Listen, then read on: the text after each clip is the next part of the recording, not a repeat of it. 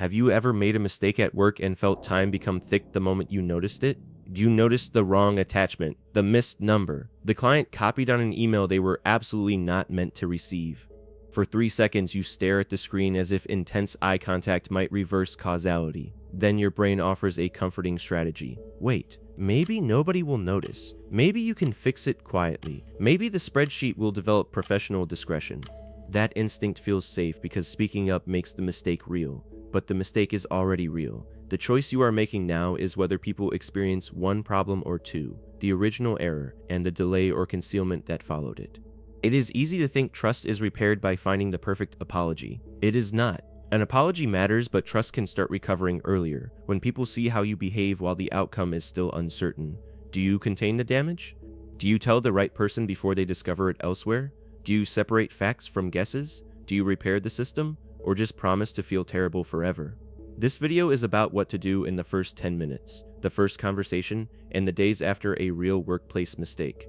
This is about the ordinary competence mistake that still makes your stomach drop, the wrong version, the missed deadline, the bad assumption, the forgotten check, the confident answer that turned out to be confidently incorrect. It is not about fraud, harassment, or deliberately hiding a safety, privacy, financial, or legal issue. Those can require immediate formal reporting through your employer's procedures. The first surprise is that your reputation is not updated only by the mistake. It is updated by the response.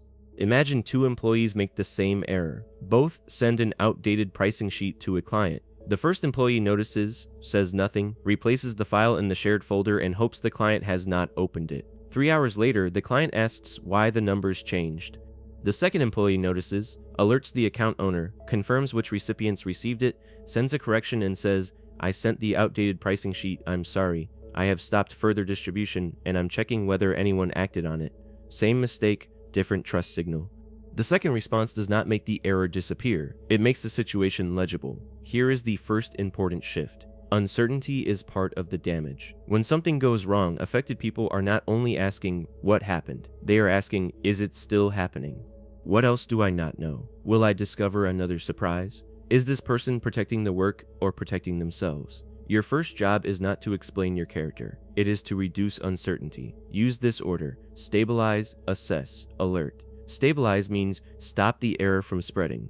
Pause the send. Attempt to recall the message if the system allows it, but assume external recipients may still retain or act on a copy. Quarantine the wrong file. Stop the automated job. Preserve the relevant records. Do not delete evidence in the name of tidiness. Assess means find the immediate boundaries. Who received it? What decision could it affect? Is there a deadline, client? Safety, privacy, compliance, or financial consequence? What is confirmed and what is still unknown? Alert means tell the person who can help contain it. That may be your manager, the client owner, IT security, compliance, HR, finance, or a teammate who controls the next step. For safety, privacy, legal, financial, security, or regulated incidents, follow the designated procedure immediately rather than deciding alone that the risk is small. Do not spend 40 minutes building a flawless explanation while the problem continues moving. A useful first message is short. "I found an error in the pricing file sent at 10:20. I've stopped the scheduled follow-up. The client and 2 internal recipients received it. I'm confirming whether it was opened, and I'll update you by 11. That message is not emotionally satisfying. It is operationally useful. It tells people what happened, what you did, what remains unknown, and when they will hear more. Notice what is missing. There is no 3-paragraph defense, no childhood history with spreadsheets, no claim that Mercury is in retrograde. You can explain the cause after the situation is stable. Then the kind of risk can change. Many ordinary mistakes are competence failures. You missed something, made a poor judgment, used the wrong version, or did not have enough skill or context. That can reduce confidence. But concealment changes the category. If people believe you knew about the problem and hid it, the question shifts from, "Can this person do the work?" to, "Will this person tell us the truth when the work goes wrong?" Confidence in competence can often be rebuilt with better controls and repeated performance. Integrity concerns may be harder because later explanations can be filtered through suspicion. That is why early disclosure matters even when it feels professionally dangerous. You are not announcing that you are incompetent. You are demonstrating that the team can rely on you for accurate information when it matters. Now we need to talk about apologies. People usually make one of 4 apology mistakes. They minimize, It was just a small mix-up. They diffuse. There were a lot of moving parts. They self-punish. I'm the worst. I can't believe I did this. You must hate me. Or they write the classic non-apology, I'm sorry if anyone was affected. The first two avoid ownership. The third asks the harmed person to comfort you. The fourth apologizes to grammar. A strong workplace apology is specific and proportionate. Name the action. Name the impact.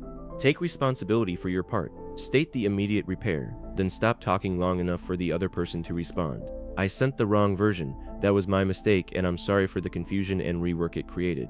The corrected file is out, and I'm checking every linked document now. You do not need to say, this will never happen again. You cannot promise a universe with no future errors. You can promise a specific change and then show that it works. What if other factors contributed? Maybe the naming system is terrible. Maybe two people edited parallel versions. Maybe your manager rushed the deadline. Maybe a handoff failed. Owning your part does not require pretending the system was perfect. Use the sentence, I own my part and I want to fix the condition that made it easy to miss. For example, I selected the wrong file. That is mine. We also have 4 final versions in the same folder with identical names. I'm correcting the file structure so the next person is not relying on memory. That is not blame shifting when you lead with your action and connect the process issue to prevention. It becomes blame shifting when the explanation is designed to make your responsibility evaporate. I only did it because Jordan, nobody told me, the system should have stopped me. Those facts may matter, but if they arrive before ownership, people hear an escape attempt. Once the situation is stable, the next question is why it happened. After containment, people need a believable account of why the error happened, not because every manager secretly wants a forensic documentary, but because prevention depends on cause. The most tempting cause is, I need to be more careful. That is not a cause. It is a wish wearing business casual. Ask what made the error possible. Was the input wrong? Was the check missing? Was ownership unclear? Did the deadline remove a review step? Did an alert exist but get ignored? Did 2 systems contain conflicting data? Did you make an assumption that nobody tested? Avoid the comfort of one dramatic root cause when several conditions interacted. Suppose you missed a reporting deadline. The surface explanation is, I forgot. The useful explanation may be, the request arrived in chat, was never entered into the project system, had no reminder, and conflicted with another deadline that your manager had prioritized. Your part may still be real. You failed to capture the commitment. The prevention is not to become a person who never forgets. It is to create a capture rule that does not depend on memory. Every external deadline goes into the tracker during the conversation, with an owner and a review reminder. That is a control. Good controls are specific, observable, and proportionate. A second reviewer for a high-risk client file may make sense. Requiring 6 approvals for every internal draft may turn one mistake into a permanent administrative weather event. Match the control to the risk. For a wrong attachment, 1 authoritative final folder and a file name check before external sends. For a missed deadline, visible ownership, calendar checkpoints, and an early risk trigger. For a calculation error, a formula test, peer review, or automated validation on the high-impact fields. For a bad meeting claim, correct the record in the same form where the wrong information landed. Repair should reach the appropriate authorized audience affected by the mistake. For confidential or personnel matters, that may be narrower than the original audience and should follow the responsible owner's direction. If 5 people heard the wrong number, do not quietly correct one person and hope accuracy spreads through office folklore. Say, I gave the wrong figure in today's review. The correct number is 12%, not 20. I'm sorry for the confusion. The deck and notes have been corrected. Short, visible, complete. Your manager's response also affects whether people report the next mistake early. If you lead people, treat the report as a test of the system as well as the employee. If your first reaction is humiliation, shouting, or a public character judgment, employees learn to hide the next error until it becomes impossible to hide. Psychological safety does not mean standards disappear. It means people can surface bad news, ask questions, and challenge assumptions without being treated as bad people for doing so. You can be calm and still be serious. Ask, what is the current impact? What have we done to contain it? Who else needs to know?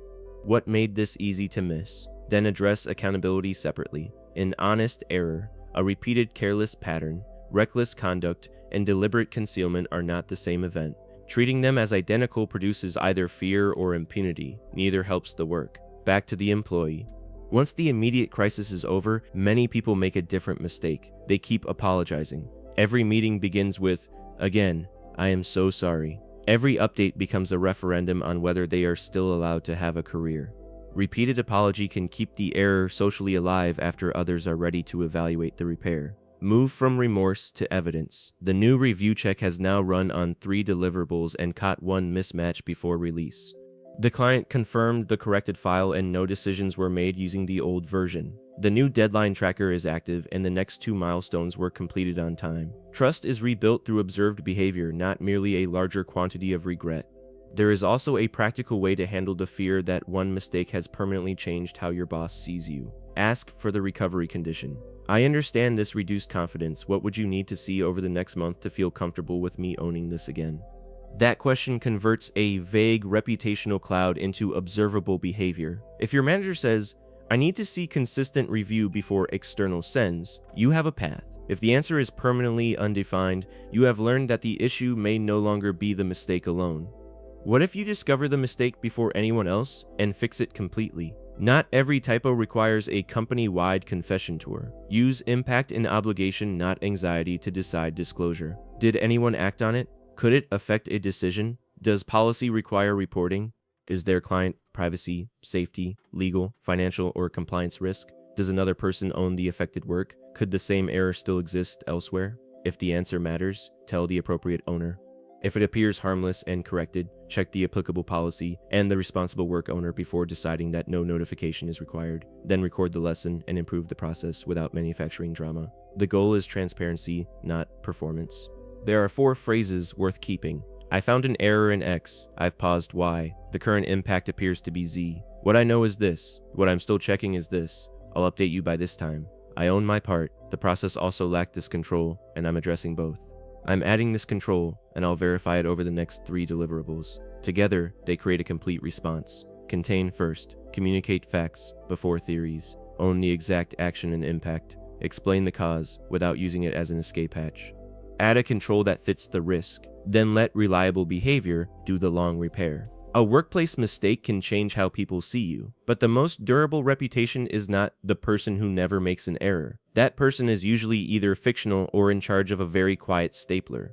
The durable reputation is the person who tells us early, protects the work, learns visibly, and does not make everyone chase the truth. If this lowered your heart rate about a mistake you are still replaying, hit like and subscribe to Office Tales. And in the comments, tell me the smallest error that caused the largest amount of office chaos. Keep it anonymous. The reply all button is listening.